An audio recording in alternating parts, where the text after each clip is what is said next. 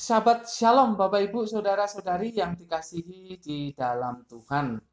Kita bersyukur karena bisa berjumpa kembali dalam pembelajaran firman Tuhan. Sebelumnya kita berdoa. Tuhan, kami bersyukur atas kesempatan yang Kau berikan untuk kami belajar firman-Mu. Kami membutuhkan firman-Mu untuk hidup kami sehari-hari. Dan sekarang kami akan belajar untuk memahaminya, supaya itu bisa menjadi dasar dalam kehidupan kami. Kiranya Roh Kudus menolong kami untuk kami bisa memahami kebenaran firman-Mu ya Tuhan. Dalam nama Tuhan Yesus, kami berdoa. Amin. Bapak Ibu, Saudara-saudari yang dikasihi dalam Tuhan, hari ini Sabtu 24 Juli 2021, kita akan belajar dari 4 ayat firman Tuhan ya.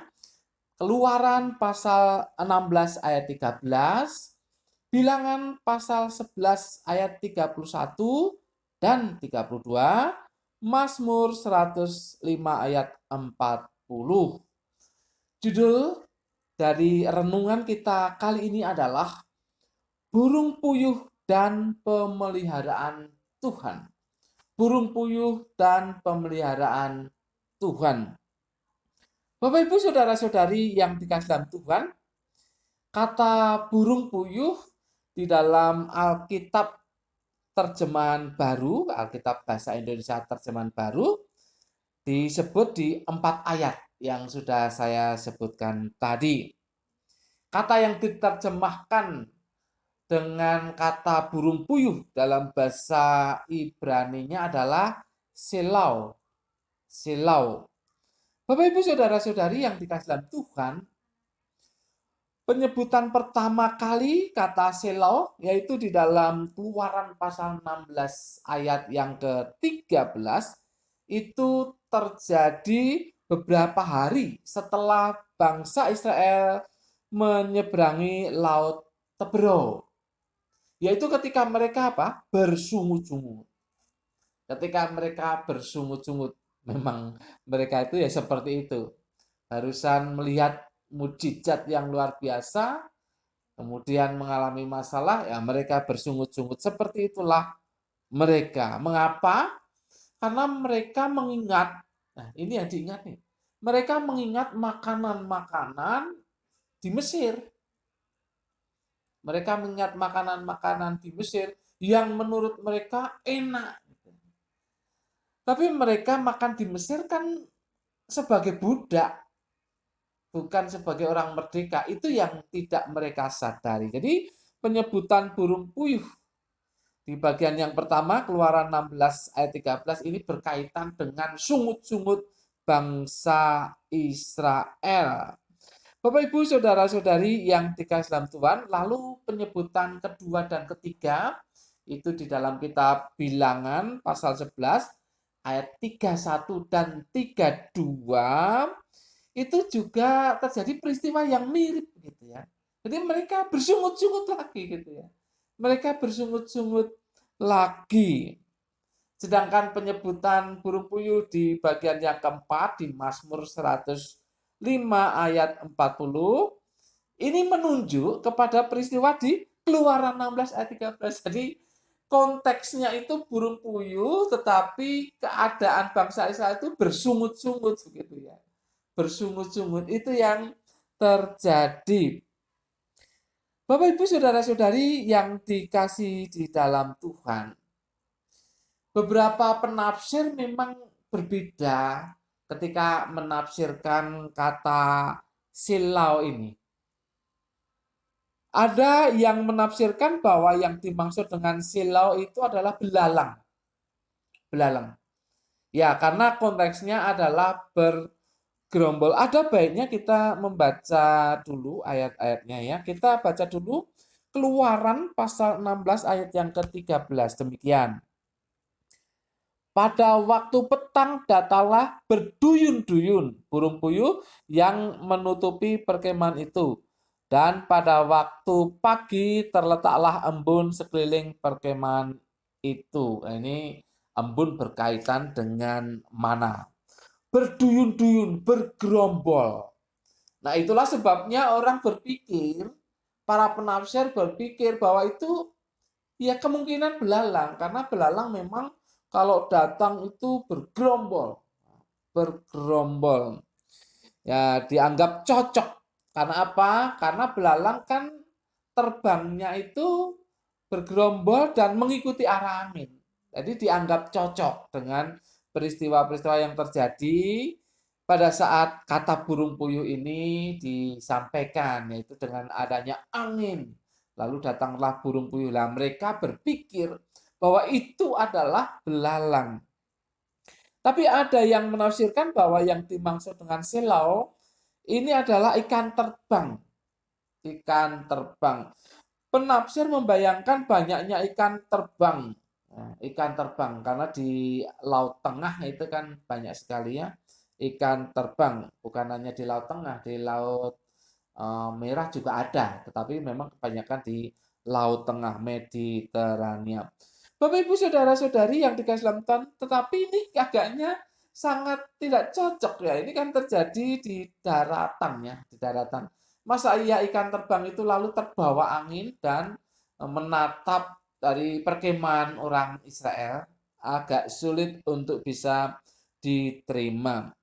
Ya, kedua tafsiran itu tidak cocok. Bahkan tidak sesuai dengan apa yang dikatakan dalam Mazmur 78 ayat 27. Demikian. Ia menurunkan kepada mereka hujan daging seperti debu banyaknya dan hujan burung-burung bersayap seperti pasir laut. Bagaimana mungkin menafsirkan burung-burung bersayap dengan yang lainnya? Dengan ikan terbang, yang tidak cocok. Dengan belalang, yang tidak cocok. Ini cocoknya ya burung puyuh ini cocoknya. Burung-burung bersayap ini ya burung puyuh ini. Bapak Ibu saudara-saudari yang dikasih dalam Tuhan, jadi menarik di sini bahwa burung puyuh ini datang atau mendatangi kemah-kemah orang Israel. Itu karena pekerjaan Tuhan tentunya dan memakai alam yaitu angin. Bapak Ibu saudara-saudari yang dikasih dalam Tuhan, burung puyuh ini memiliki sayap yang lemah. Sayap yang lemah. Sehingga dia tidak bisa melawan angin. Apalagi kalau anginnya angin besar. Mereka tidak bisa melawan angin karena sayapnya lemah. Ada yang menafsirkan bahwa ini adalah burung bango karena ada kata yang disebutkan di dalam Bilangan pasal 11 ayat 31. Kita baca dulu. Lalu bertiuplah angin yang dari Tuhan asalnya. Dibawanyalah burung-burung puyuh dari sebelah laut dan dihamburkannya ke atas tempat perkemahan dan di sekelilingnya. Kira-kira sehari perjalanan jauhnya ke segala penjuru dan kira-kira 2 hasta tingginya dari atas muka bumi. Jadi orang yang menafsirkan ini bangong ini karena ada kata 2 hasta itu ya, ada kata 2 hasta. Jadi tidak mungkin dong burung puyuh sampai segitu tinggi gitu. Tetapi itu kan numpuk, karena itu banyak, numpuk sampai 2 hasta gitu. Sampai 2 hasta tingginya. Jadi ini bukan burung bango. Burung bango menurut Imamat pasal 11 ayat 19 itu binatang yang haram, binatang yang najis, yang tidak boleh dimakan oleh orang Israel. Jadi burung bango ini najis. Mana mungkin Tuhan memberikan burung bango kepada orang Israel untuk dimakan di padang gurun, karena itu najis, itu haram, tidak halal, tidak kosher. Ya, itu ya. Jadi mereka tidak mungkin diberikan burung bango. Bapak Ibu saudara-saudari yang dikasih dalam Tuhan, dari beberapa penafsiran ini yang memang kata selo ini yang memang berarti burung puyuh. Burung puyuh. Ya, burung puyuh yang terbangnya tidak bisa tinggi, yang sayapnya lemah sehingga ada angin langsung aja dia bisa terbawa oleh angin. Di dalam bahasa Arab ada kata yang mirip dengan kata ini, yaitu salwa, ya, salwa. Jadi permainan kata ya dari silau salwa itu mirip kalau di dalam tulisan-tulisan Semitik. Nah, itu menunjukkan bahwa memang silau ini adalah burung puyuh. Ya, burung puyuh karena salwa itu artinya burung puyuh. Bapak Ibu saudara-saudari yang dikasihi dalam Tuhan, burung puyuh ini tidak terlalu besar, tapi bentuknya ini agak bulat gitu ya, gemuk dan bulat. Jadi tidak terlalu besar. Ekornya itu sangat pendek, jadi tidak kelihatan seperti tidak punya ekor. Dia hanya bisa terbang rendah. Makanya waktu terbawa angin, tiupan angin itu, makanya dia natap ya, menabrak kemah-kemah dari orang Israel. Bapak Ibu saudara-saudari yang dikasihi dalam Tuhan, itulah sepintas tentang burung puyuh. Tentang burung puyuh. Dan kita tahu bahwa itu merupakan satu peristiwa yang luar biasa yang terjadi di dalam kehidupan bangsa Israel. Jadi kalau kita berbicara masalah burung puyuh di dalam 4 ayat firman Tuhan itu, maka kita tidak bisa melupakan akan karya Tuhan. Kita tidak bisa melupakan akan mujizat Tuhan. Itu yang membuat Tuhan. Yang membuat angin juga Tuhan. Yang membuat angin membawa burung puyuh itu juga Tuhan. Ini adalah mujizat. Bapak Ibu saudara-saudari yang dikasihi dalam Tuhan, mengapa demikian? Karena memang bangsa Israel ini adalah bangsa yang tegar tengkuk, bangsa yang inginnya melihat sesuatu yang wah buat mereka. Ketika mereka mengalami masalah sedikit, mereka terus langsung bersungut-sungut. Ya. Mereka langsung menyalahkan Musa dan juga menyalahkan Tuhan. Nah, ini terjadi di padang gurun. Ini terjadi ketika mereka merasa ya tidak ada sesuatu yang enak yang mereka makan. Mereka mengingat akan makanan enak, daging dikuali. Itu yang disebut dalam Alkitab. Daging dikuali di Mesir. Tapi mereka tidak sadar bahwa mereka di sana itu budak. Sekarang mereka di padang gurun dengan perjalanan yang begitu sulit, tapi mereka adalah bangsa yang merdeka. Tapi bukan berarti Tuhan meninggalkan mereka. Jadi kalau mereka bersungut-sungut dan mengingat makanan yang menurut mereka enak, itu sesungguhnya sikap memberontak kepada Tuhan. Sikap yang mengkhianati Tuhan. Sikap yang melawan kepada Tuhan. Karena Tuhan sudah begitu baik kepada mereka. Namun demikian Tuhan tetap peduli kepada mereka. Mereka ingin daging, lalu Tuhan kirimkan daging itu. Tuhan kirimkan burung puyuh itu. Jadi belajar mengenai burung puyuh itu berarti belajar mengenai mujizat Tuhan. Menariknya adalah bahwa mujizat yang dilakukan oleh Tuhan itu adalah melalui alam. Melalui alam. Tuhan memakai alam untuk membuat karya yang besar. Untuk membuat mujizat. Dan menariknya lagi bahwa mujizat yang dilakukan oleh Tuhan itu adalah untuk memelihara bangsa Israel. Secara khusus memenuhi keinginan mereka makan daging. Ini luar biasa Bapak Ibu. Seharusnya enggak usah lah ya. Seharusnya enggak usah mereka sudah bersungut-sungut. Tetapi Tuhan tidak seperti itu. Tuhan yang menuntun mereka keluar dari Mesir. Tuhan yang menjanjikan tanah yang penuh dengan susu dan madunya. Tanah perjanjian, tanah Kanaan. Tuhan yang menginginkan mereka tidak jadi budak lagi. Dan Tuhan bertanggung jawab atas hidup mereka. Itulah Tuhan. Itulah Tuhan. Sekalipun umatnya begitu membandel demikian. Tetapi Tuhan bertanggung jawab memelihara mereka.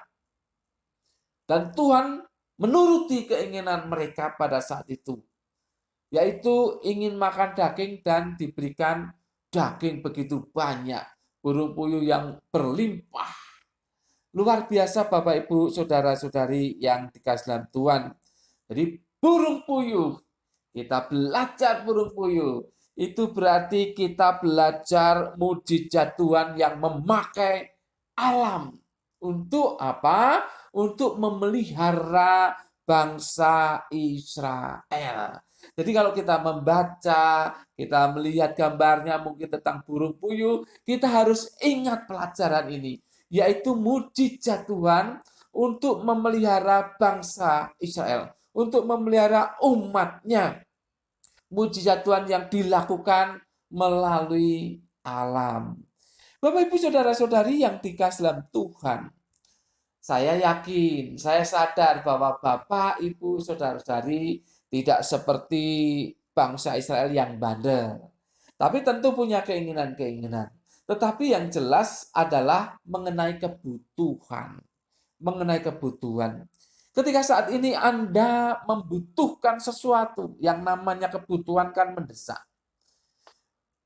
Berbicaralah kepada Tuhan. Tapi jangan bersungut-sungut ya. Jangan bersungut-sungut ya. Berbicaralah kepada Tuhan dengan hati yang murni, dengan hati yang tulus. Tuhan sanggup.